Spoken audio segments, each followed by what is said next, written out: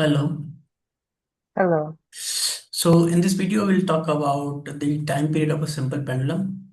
So Mm-hmm. basically, let me quickly draw a simple pendulum. So this is the ceiling to which simple pendulum it attached to.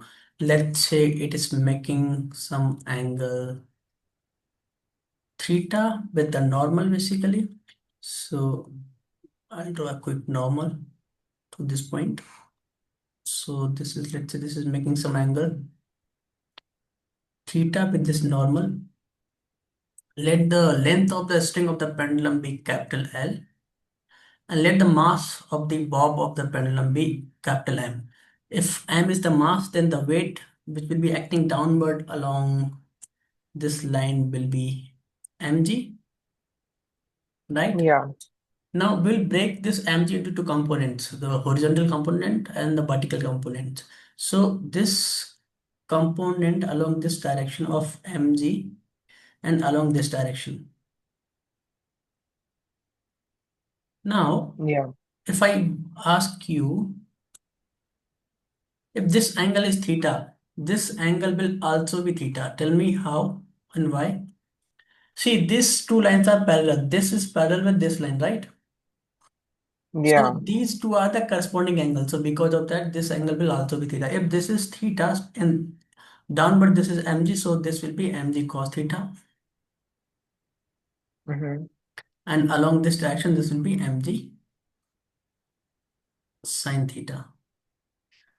Getting it? Yeah. So it is this mg sin theta component of the force which is responsible for the oscillation of the pendulum. Correct? Okay. And time Yeah. period of simple pendulum is basically given by t is equal to 2 pi under root capital L by g. G is acceleration due to gravity. So we'll try this formula from here. Mm-hmm. Now we know that restoring torque, which is basically forcing the pendulum to oscillate, and we represent the torque by symbol tau, which is nothing but, so this is what force is mg sin theta, Mm-hmm. and the radius is here will be capital L. So the restoring torque is given by mg sin theta, and then I'll put a minus sign here. Why minus sign here? This minus sign is there because of this is the restoring torque. So basically pendulum is here. So if the pendulum is moving in this direction, the torque will act in the opposite direction. If the pendulum is moving in this direction, the torque will pull it backward, right? So that's why Mm-hmm. there is this negative sign. Clear? Yeah. Now for a small angle, for a smaller angle, for a smaller angle, sine theta is very much close to theta. So I can write tau as minus mg L into theta. Is it clear? Yeah. Now from here we can see that tau restoring torque is directly proportional to the displacement, and this is the very necessary condition for simple harmonic motion of an object. Yeah. And this torque, there is another relation between torque and moment of inertia and angular acceleration, which is torque is also equal to moment of inertia into angular acceleration. Likewise, we have force is equal to mass into acceleration in linear. Similarly, in rotational, we have torque is equal to moment of inertia into angular acceleration. Is it clear? Yeah. Now, moment of inertia for this pendulum is given as ml square. So if we compare these two equations, so I'll get mg L theta equal to ml square into alpha. Is it clear? Yeah. Yeah. Now ml square alpha, I can cancel mm from both sides. I can Yeah. also cancel one of the l's.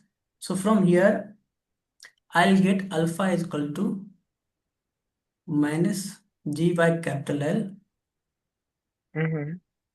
into theta. Is it clear? Yeah. And we know in SHM,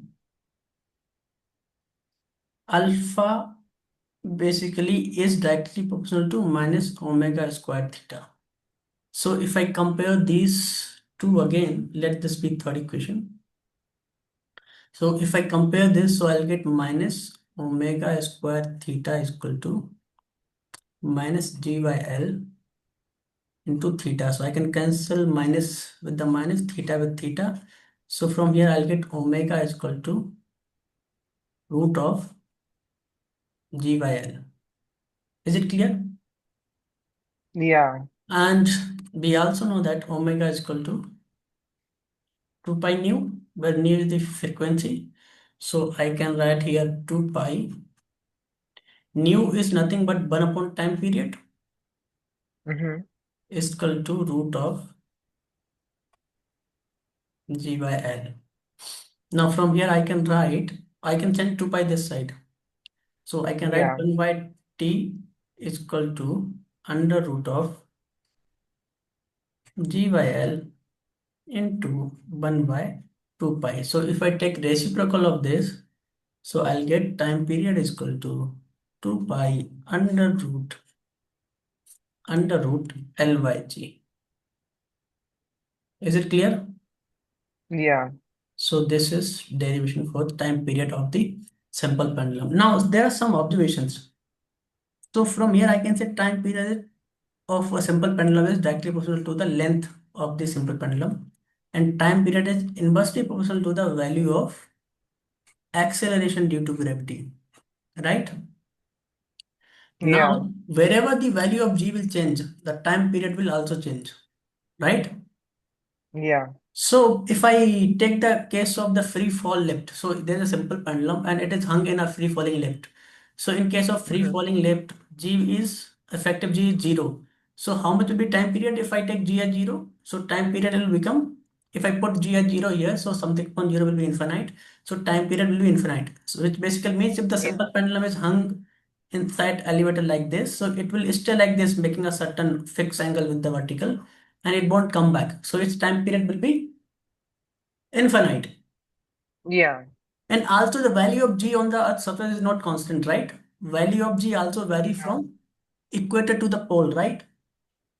Yeah. So the time period of simple pendulum will also vary from equator to the poles. As we know that value of g is maximum at the pole, right? Yeah. So if value of g is maximum at the poles, that means time period will be minimum at the poles. So pendulum will swing quickly. Clear? Yeah. Likewise, on the equator, the value of g is less. That means time period will be more. I hope I'm clear to you, right? Yeah. That's all. Okay.